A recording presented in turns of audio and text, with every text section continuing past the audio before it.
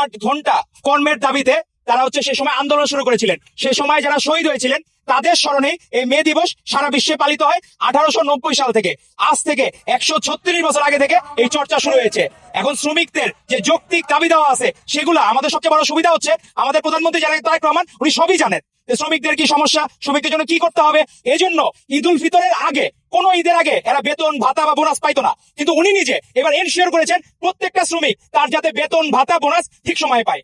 আজকে শুধুমাত্র শ্রমিক কিন্তু শুধু গার্মেন্টস কর্মী না, শ্রমিক কিন্তু সবার মধ্যে শ্রমিক সাথে আপনারাও শ্রমিক ওয়ান কাইন্ড অফ। যে আমাদের সাংবাদিক বন্ধুরাও আপনারাও চিন্তা করবেন আপনাদের যৌক্তিক দাবি দেওয়াগুলা পূরণ হচ্ছে কিনা। প্রত্যেকটা জায়গায় শ্রমের মূল্য, যে আমাদের যেমন ইসলাম ধর্মে আছে ঘাম শুকানোর আগে যাতে শ্রমিকের মূল্য পরিশোধ করা হয় সেটি আমাদেরকে ইনশিওর করতে হবে। আমাদের প্রত্যেকটা জায়গায় আরেকটা বিষয় মাথায় রাখতে হবে, এই বাংলাদেশটা আমাদের সকলের।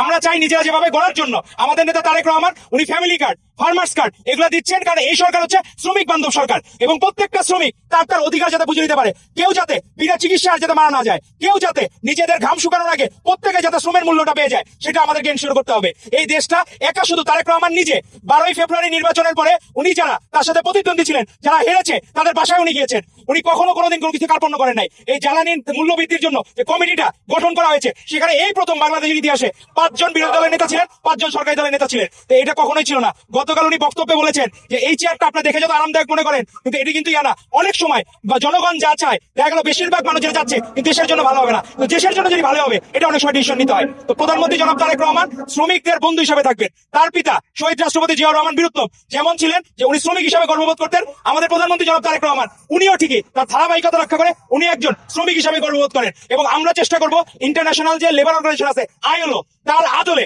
আমাদের প্রত্যেকটা জায়গায় যে শ্রমিকদের দাবি দেওয়া দরকার। 24-এর গণঅভ্যুত্থান সফল হয়েছিল, বাংলাদেশের প্রত্যেকটা মানুষ রাজনৈতিকভাবে সচেতন ছিল, সেরকম প্রত্যেকটা শ্রমিককে তার অধিকারের বিষয়ে সচেতন হতে হবে। এই বাংলাদেশ আমাদের সকলের। এই বাংলাদেশে আর কেউ কোন শ্রমিক যাতে বিনা চিকিৎসায় বিনা অনাহারে যাতে মারা না যায় সেটা আমাদেরকে ইনশিওর করতে হবে। প্রত্যেকটা রিক্সাওয়ালা ভাই, ভ্যানওয়ালা ভাই, গার্মেন্টস কর্মী, আমাদের প্রত্যেক সাংবাদিক বন্ধুরা যাতে নিজেদের অধিকারগুলো আদায় করতে পারেন।